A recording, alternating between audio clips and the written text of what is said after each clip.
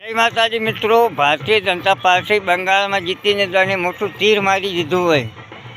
એક ઓરતને ભારતભરના મહારથીઓ ત્યાં ઉતારીને અને ધર્મ જાતિના નામે ઉશ્કેરાટને ઝેર ફેલાવીને પ્રશાસનનો સંપૂર્ણપણે દુરુપયોગ કરીને વિજય મેળવ્યો છે અને આને પોતાની બહુ મોટી જીત ગણાવે છે.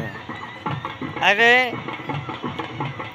આ મૂર્ખાઓ ખરી જીત તો તામિલનાડુના મતદાતાઓએ જે અભિનેતા વિજય થલપતિની પાર્ટીને અપાયો છે તેને કહેવાય કે દક્ષિણ ભારતના તામિલનાડુની પ્રજાએ વર્તમાન પરિસ્થિતિમાં ભારતના તમામ રાજ્યોની પ્રજા મતદાતાઓને એક પ્રેરણા પૂરું પાડે એવું એક નવી પાર્ટીને સમર્થન કરીને ઇતિહાસ સર્જ્યો છે.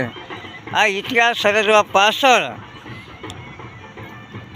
કોટી અભિનંદન છે તામિલનાડુની પ્રજાને કે એમને કોઈ પણ લોભ લાલચ વગર અને નિષ્પક્ષ ચૂંટણી અને ધર્મ નિરપેક્ષતાને ધ્યાનમાં રાખીને જે રસ્તો અપનાવ્યો છે આ રસ્તો ખરેખર ભારતના તમામ રાજ્યોએ અપનાવવો જોઈએ.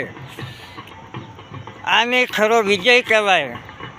ભાજપ એક પછી એક રાજ્ય તો મેળવે છે પણ પ્રશાસન અને નીતિમત્તાની બધા સિદ્ધાંતો નેવે મૂકીને તોડી મરોડીને જીત હાંસલ કરે અને એમાં પોતાનો મોટો વિજય ગણાવે એ બાબત દુઃખદ છે.